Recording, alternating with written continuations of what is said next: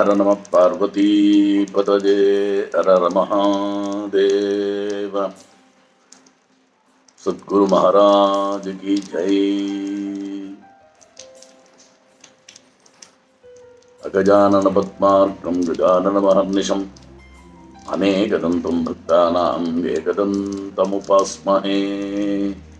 गुरुर्ब्रह्मा गुरुर्विष्णुः गुरुर्देवो महेश्वरः गुरुस्साक्षात् परं ब्रह्म तस्मै श्री गुरवे नमः।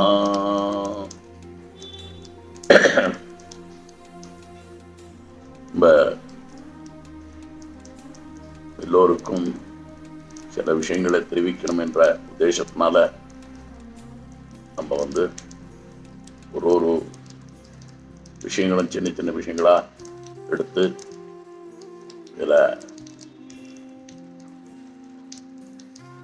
இந்த யூடியூப் மூலமாக தெரிவிக்கணும் என்று ஒரு மனசில் எண்ணம். ஆகையால் அதை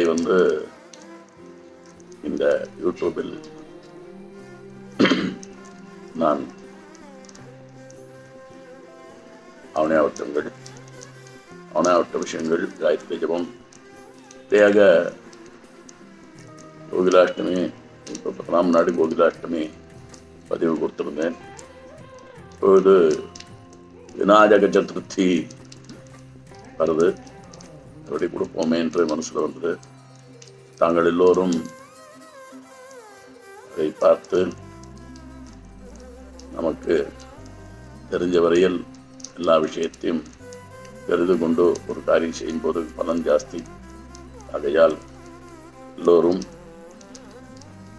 நன்றாக பிள்ளையார் சதுர்த்தி செய்ய வேண்டும் என்கிற நோக்கத்துடன் இந்த பதிவு கொடுக்கிறேன். தாங்கள் எல்லோரும் யூடியூபில் இந்த சேனலில் சப்ஸ்கிரைப் பண்ணிக்கணும் என்று பிரார்த்திக்கிறேன். அது சதுர்த்தி, 2 சதுர்த்தி, ஒன்று சுக்லபக்ஷ சதுர்த்தி, மற்றொன்று கிருஷ்ணபக்ஷ சதுர்த்தி. சுக்லபக்ஷ சதுர்த்தி விசேஷமாக காலையில் பகவான் பிள்ளையாருக்கு பூஜையெல்லாம் செய்து, சதுர்த்தி வருடம் இருப்பவர்கள் இருந்து சாயந்தரம் பூஜை பண்ணுறது வழக்கம். கார்த்தாலே சில பேர் பூஜை பண்ணி நைவேத்தியம் பண்ணுவார், அதுவும் உண்டு. நான் முன்னாடியே சொல்லியிருக்க இந்த பூஜை விரதங்கள்லாம் சாயந்தரம் விசேஷம் ஜாத்தி அப்படிங்கிறதாக. அதேபோல் கிருஷ்ண சதுர்த்தி சாயந்தரம் தான்.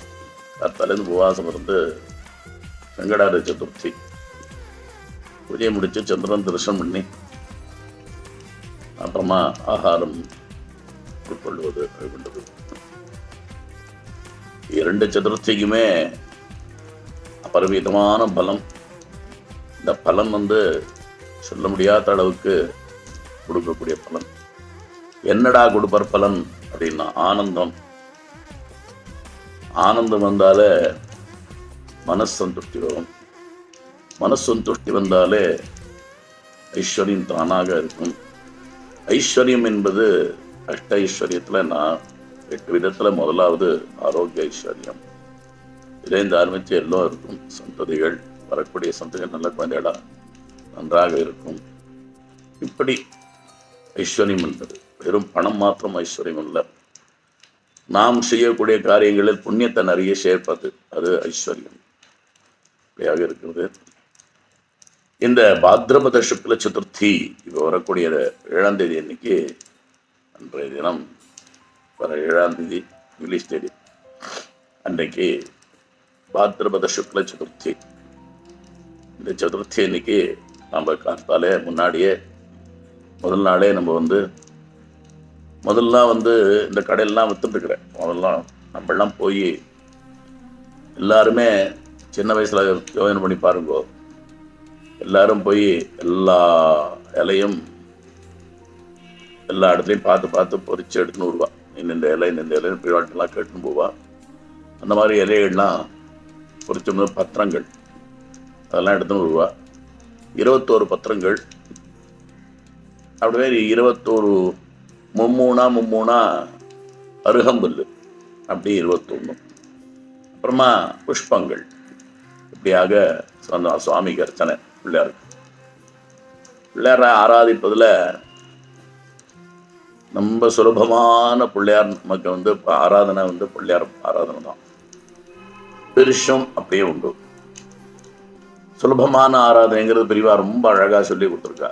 மகாபிரிவா காஞ்சி மகாபிரிவா ஒரு வார்த்தை சொல்லும் ஒரு இடத்துல, ஷாணம் இருக்கு, பசு ஷாணா, அதை நீ கார்த்தால குளிச்சுட்டு போகும்போது ஷாணா அங்கே போட்டிருக்கோம், மாடு போட்டிருக்கோம், அதை எடுத்து கோபுரமாக அப்படி உருட்டி கோபுரமாக இந்த வஞ்ச பிள்ளையார் பிடிக்கிறோமே அப்படி பிடிச்சு பக்கத்துலேயே அங்கே அருகம்புல் இருக்குண்டா, அந்த அருகம்புல்ல 2 எடுத்து அது தலைமையில் சொன்னீங்கன்னா பிள்ளையார் பூஜை முடிஞ்சது அப்படின்னு.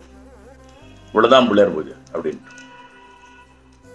அப்படி அவ்வளோ சுலபமான பிள்ளையார் நமக்கு தினப்படியே இதை பண்ணி விடலாம், சிரமமே இருக்காது. அப்படி ஒன்றா போகிறோம். ஆனால் பக்தி இருக்கு, பக்தியோட செய்யணும் அப்படிங்கிறது தான் இதில் வாக்கியம். பக்தியோட அந்த சாணத்தை எடுத்து, அதுவும் பசு சாணம் எடுக்கணும், எடுத்து உருட்டி அப்படி சின்னதாக உருட்டி, அது கோபுரம் மாதிரி உருட்டி, அது மேலே இந்த அருகம்புல்ல அப்படி சொருகினா போகும், பிள்ளையார் பூஜை முடிஞ்சு விட்டு அப்படி சொல்லியிருக்காரு. அப்படி பண்ண முடியாதவா அப்படி பண்ணலாம். அப்படி இந்த பாத்திரபத சுக்ல சதுர்த்தி அன்னைக்கு முதல் நாளைக்கே எல்லாம் நம்ம எல்லாம் ரெடி பண்ணி வச்சுட்டு, சில பேர் இந்த குழந்தைக்கு என்ன பிடிக்கும் அப்படின்னா எல்லாமே இட்லியிலேருந்து ஆரம்பிச்சு, இட்லியெல்லாம் மாவெல்லாம் அரைச்சி வச்சிருப்பா. குழக்கட்டையில் உப்பு குழக்கட்டை, அப்புறமா எள்ளு குழக்கட்டை, திதுப்பு குழக்கட்டை, இப்படி 3 குழக்கட்டை, சுண்டல், இப்படியாக நைவேத்தியங்கள்லாம் வச்சுப்பா. பாயசம், பருப்பு பாயசம் அப்பா, இப்படி நைவேத்தியங்கள்லாம் பண்ணுவா. பிள்ளையாருக்கு ரொம்ப விசேஷம்.